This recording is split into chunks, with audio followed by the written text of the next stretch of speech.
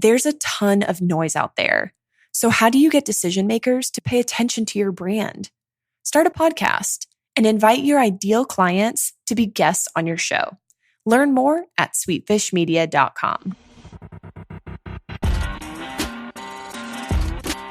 You're listening to B2B Growth, a daily podcast for B2B leaders. We've interviewed names you've probably heard before, like Gary Vaynerchuk and Simon Sinek, but you've probably never heard from the majority of our guests. That's because the bulk of our interviews aren't with professionals. Most of our guests are in the trenches leading sales and marketing teams. They're implementing strategy. They're experimenting with tactics. They're building the fastest growing B2B companies in the world. My name is James Carberry. I'm the founder of Sweetfish Media, a podcast agency for B2B brands, and I'm also one of the co-hosts of this show. When we're not interviewing sales and marketing leaders, you'll hear stories from behind the scenes of our own business. We'll share the ups and downs of our journey as we attempt to take over the world. Just kidding. Well, maybe. Let's get into the show.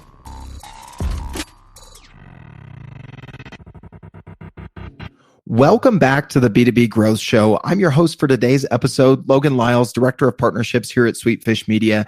I am joined today by Dave Knox. Dave, how you doing today, man? I'm doing wonderful. Thanks for having me. Hey, thanks for coming on. Dave is a brand builder, a digital transformation consultant, public speaker, and also the author of Predicting the Turn, the high-stakes game of business between startups and blue chips. Dave, you've got a wealth of experience in the startup world, in various marketing roles. So I'm really excited to have you on the show today.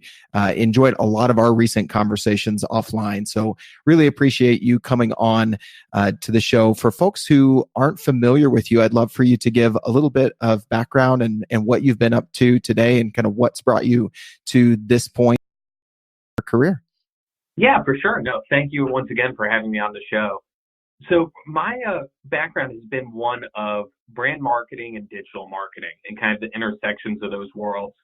So I started my career at Procter & Gamble, went through the brand management side of things, and ultimately was the founder of our corporate digital strategy team, where I was leading a lot of our relationships with Facebook and Google and a lot of the innovative startups that were emerging in the digital space at that time in the late 2000s. Then I went more the entrepreneurial route, spent 7 years as the chief marketing officer for a digital agency called Rockfish that we ultimately grew by about 10x and sold to WPP. Simultaneously to that, was doing a lot in the world of entrepreneurship and venture capital, was one of the co-founders of the Brandery, which is one of the top 15 startup accelerators in the United States, and also involved in venture capital, both as a seed investor with a fund called Vine Street Ventures, and involvement with a lot of other funds, both as an angel investor and as an advisor. So that's kind of been my career, and over the last year, have really been focused on the publication of the book and doing a lot of speaking, both at conferences and keynotes around corporations around that, but then also spending a lot of time as an executive marketing and helping growing companies to really think about the role of marketing in their organizations and how can their marketing team move from a tactical focus to a strategic focus. I love it. And as I alluded to, you've even allowed me and our team to pick your brain a little bit on some messaging things that we've been working through on the marketing front.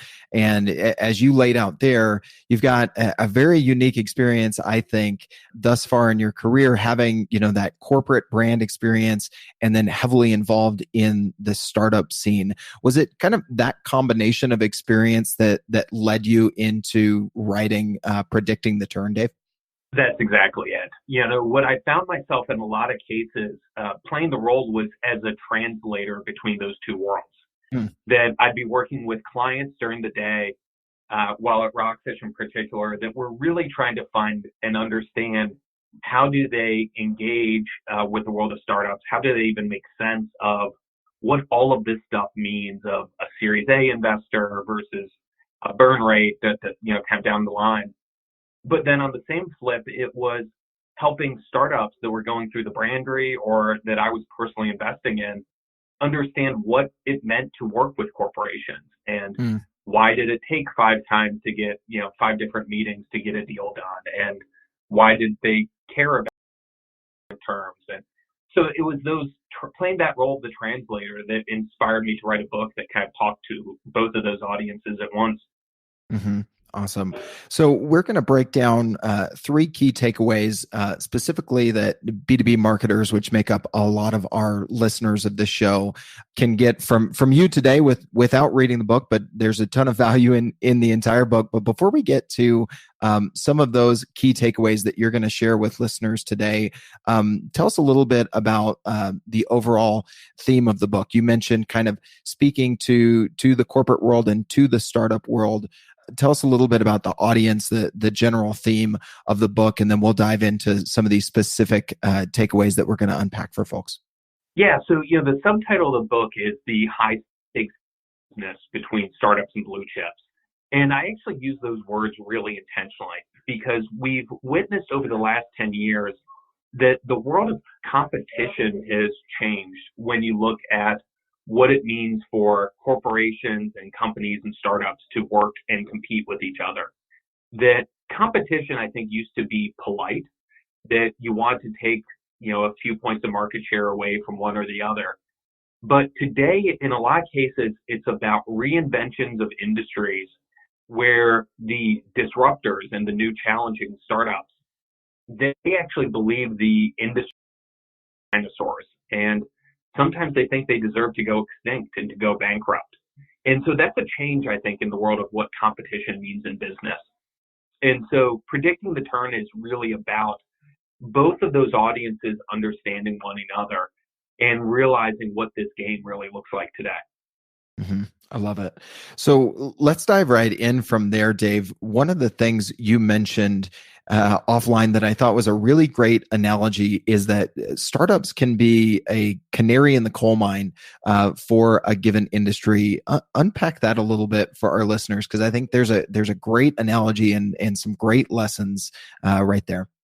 Yeah. So, first off with the canary in the coal mine, because, coming from here in the Midwest, it's a term that we toss around a lot. And I realize actually some people don't know what it means. Mm-hmm. Yeah. It's Sure. Of coal miners used to take a small bird in a cage down with them in the early 1900s when they went down into a mine. And they did that because if the bird would, suddenly turn upside down, that was a sign there was a problem. And they need to get out of that mine quickly because there was dangerous gases or something else that was taking place. Right. And so I turn that and talk about that being startups can be the canary in the coal mine, because too often times when a big company or a marketer is looking at a startup, they're guessing and asking whether or not it's a good idea or a bad idea. And the thing is, the only person that should be doing that is a venture capitalist that's trying to decide, is this a good investment or a bad investment? Mm-hmm. Instead, what the role of a business leader, and I think of a marketer, should be is there something we can learn from this? From the startups being an indicator of a change that might be coming out. And, an example I use a lot when I do my public speaking is I talk about subscription commerce. So think about your credit card statement these days. There's probably at least a dozen things that get billed every single month, whether that's Blue Apron, to Spotify, to Dropbox, go down the list. Mm-hmm. But if you think back 10 years ago, that wasn't the case. You might have your cell phone bill, your cable bill, your electric bill, but those weren't even recurring costs. You got your electric bill and you just paid it. But what happened about around 2010, 2011 were all these startups that had the word box in them. So Birchbox and Barkbox and go down the list. And those were the startups. Those startups were the canary in the coal mine of a change in retail and a change in consumer behavior where convenience would trump all else. Mm-hmm. And the idea of something that arrived on my doorstep that I pay for monthly change. And now that change has cascaded and we've become a convenience commerce society in many ways because of that. And so by studying that behavior, it wasn't asking, was Birchbox going to change the beauty industry? Mm-hmm. But was all of these different activities around the same thing, could that be an indicator of a future that was coming down the pipeline? So one of the things that folks should be looking for is a consistent trend. If there's a startup that has this similar angle, and then there's one or two that follow along pretty quickly, kind of looking at where's more activity happening and what are some of those commonalities. In this case, subscription stuff coming in a box, right? Yeah, that's exactly it. It's it's kind of the see the forest for the trees type thing. So don't just look at that one company, but ask if it's an indicator, and ask if that plays out, what's it going to do to our business, and how do we think about that effect? Yeah. So that analogy there that you just mentioned, Dave, not being able to see the forest for the trees. I think one area where businesses can go wrong is looking directly at the trees right around them. And when I say that, I mean, they're direct competitors, and not necessarily looking at those second order consequences, those ripples out from changes that they're seeing in the market, either their own business or startups that are adjacent to them. Tell us a little bit about how business leaders and marketers specifically can take that little bit broader look, or try to look further down the road than just looking directly at their competitors, the trees right around them. Yeah. One of, I think, the best practices to do is, fight against human nature when it comes to business. And what I mean by that is we learn at an early age cause and effect. You touch the stove, you get burned. You don't do it again. So you learn that behavior. But what we're not very good at is scenario planning and thinking about, with one change, what are the potential things that come after that change, and how do we respond to them? Yet in this world where change is happening so dramatically and rapidly, that's exactly what business leaders need to be doing. It's thinking about not just the innovation they're doing, but what the innovations around them might cause. An example of this is Coca-Cola. They were talking about the second order consequence of e-commerce for them. Because like many companies, when they thought about e-commerce, they thought about how could their goods be sold digitally. So how do they win on Amazon and Walmart.com and other things of that nature. But what they forgot to look at, that they've realized now, was if e-commerce, the impact of that would be that less people would go into physical retail. And if less people going into physical retail, let's say going into American malls, well, that means less people there walking by the vending machines that Coca-Cola has in those malls. Nowhere in their planning did they ever think about the rise of e-commerce and what impact that would have on their vending machine business. But that was the second order consequence. That was an industry change having rippling effects across other parts of business. Yeah, that's a great example. Well, and the reason that's so important these days is that no business operates in a silo. There are going to be changes that come out that you don't have any control over, but you sure better think about what it could mean. So you look at a guy named Benedict Evans, who works for Andreessen Horowitz, wrote a great post talking about the second order consequences of the automotive industry right now. Because, there's two major trends coming in automotive. There's electric and there's autonomous, which is somewhat hand in hand.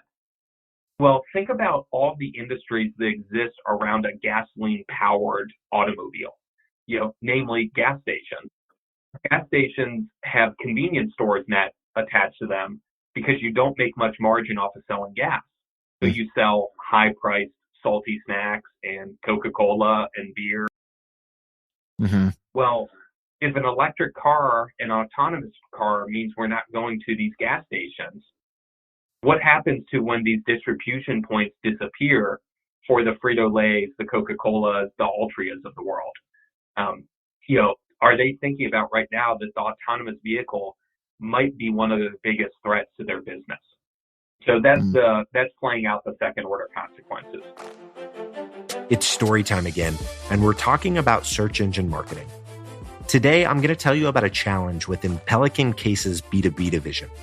Pelican needed a partner with deep B2B expertise that could get them a massive bump in leads from their pay-per-click campaigns without increasing spend. After vetting a handful of agencies, they decided to go with Directive Consulting, a B2B search marketing agency located in Southern California. Directive took on this challenge by refining their targeting and building custom landing pages for their advertising efforts. Once implemented, they saw a 208% increase in conversion rate. Needless to say, Pelican cases met their initiative. And I have a hunch that Directive can get these kind of results for you too. So head over to directiveconsulting.com and request a totally free custom proposal. That's directiveconsulting.com. All right, let's get back to this interview. That makes a ton of sense. I mean, we think about, like in your first scenario, you the change of e-commerce, and my mind goes to, okay, Target and Walmart are thinking about that with Amazon. Toys R Us obviously didn't do a good job thinking about that with Amazon and others, but showing this connection to, the next level, between snack providers and autonomous and electric cars, or Coca-Cola and e-commerce, not necessarily directly related, but as you unpack those, I can see that, second degree connection. It's not even going to like a sixth or seventh degree. It's just getting to that second level makes a big difference. Yeah, without doubt. It's like one of my favorite, and I'm still trying to find how the truth in the story, but somebody was telling me about Starbucks when they came out with drive-thrus. We all think about, well, they did it for convenience, right? And, we want to be able to just drive through because we're trying to get to work quickly. Mm-hmm. And somebody that was an executive there said, well, actually it was a second order consequence of why they did that. And the reason drive-thrus even got discussed in the first place was around a federal law that was changing. And the federal law was about that it was going to be illegal to leave a child in a car seat. And a lot of Starbucks business was, the mom or dad driving the kids to school and running in to get their coffee in the morning. And suddenly that was going to be illegal for them to do that. And so that's why they even looked at drive-thrus in the first place, was that had a cascading effect for them. Oh, man, I've never heard that story. That's definitely another interesting one, and just drives that point home again about those second order consequences and how they can either sneak up and surprise you, or you can really leverage them to see what's coming and make the turn accordingly. So, Dave, as we've talked about, a lot of our listeners are leading marketing teams, especially in the B2B space. Where do you see marketing's role, especially that oftentimes they are, most externally connected, how they can do these things to predict the turns that are coming and bring those insights internally to their own organizations? Yeah, this is what I think is the most exciting about being a marketer in today's environment, is that, marketing historically has been, for lack of a better term, an expense category. We spent money on behalf of the company to hopefully drive things. And in today's world, because that marketer is the externally focused one, the right marketers have this amazing opportunity to broaden their role, in the company, in the leadership team, in a different way. And it is because they can bring in this thinking and they can bring in these connections. And if done right, a marketer can become the thread across the C-suite that really brings in and connects how customer service connects with sales, that connects to the overall company strategy, and hopefully bring awareness to changes that need to be addressed today. Because so many of the C-suite, you're focused on the day-to-day execution. And if you can bring that outside thinking in and not just share it with the key stakeholders in your corporation, but really hammer home what this means to us, that's where that external focus can really elevate your role at your company, beyond just being the marketer that spends money to the marketer that helps drive the direction of our company. Mm-hmm. So what I hear you saying there, Dave, is there's kind of a two-step process. There's looking externally, thinking critically about changes that are happening and spending more time thinking about, okay, this is the direct effect. And then so what? What is that next effect? And then two, bringing that story internally and telling the story, which, the best marketers are best storytellers, to the C-suite of this is what I see coming. And that's where they can deliver a tremendous amount of value to their leadership team. That's exactly it. And that's that second point of why marketing is, it is the storytelling. Because so many times, like all companies, big and small, have focused people that will talk about innovation. But the problem in most of those roles is they get excited about the innovation itself, but they don't figure out the story and the so what. Think about all the guys, why blockchain is going to change the world. Well, if somebody's not connecting that and telling the story of why the individual company should care about it, it's going to be like, yeah, that's just another trend, like good for it. It's that storytelling and connecting it back to the business and helping your fellow leaders to believe the change and the impact and the opportunity. Mm-hmm. Yeah. And it seems like it's also an opportunity for the marketers at those fast growing startups that are leading the disruption to talk less about the innovation and more about the shift, the turn in the market that they're seemingly recognizing earlier than their competitors, and tell that story more so than just, hey, we're being disruptive, we're being innovative, and talk about what they see in leading people down that path. Would you agree? 100%. When you think about B2B marketing, it's everybody always wants to talk about themselves. And that's the very worst thing you can do. It is talking about how an industry is changing, how that's going to impact a business. If you can bring that value into a company and a potential, target client, et cetera, and you end up being the solution to that change, you're going to win every day. But if you're trying to convince them that there is an innovation and they need to pay attention, that's going to be a long, hard road.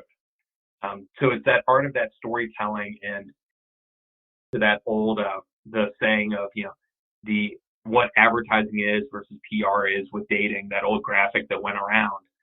That's what you have to pay attention to. No one wants to hear you brag about yourself, but you need to talk about the place in the world and where it fits. Mm-hmm. Yeah. For those listening who don't know that breakdown real well, can you give us a quick rundown on that example of advertising PR in the dating analogy? Yeah. So there's an old graphic that went around, kind of a cartoon that talked about that with advertising, it is a guy walking into a bar and saying, I'm a great person for you to date. Mm-hmm. That usually isn't going to go over very well for you to walk into a bar. I think that was most of us in our 20s, and we know that part doesn't work very well. But PR is the whole thing. If somebody else, you walk into a bar and two people are sitting there, and one says to the other, "That's a really great person. You should go ask him on a date."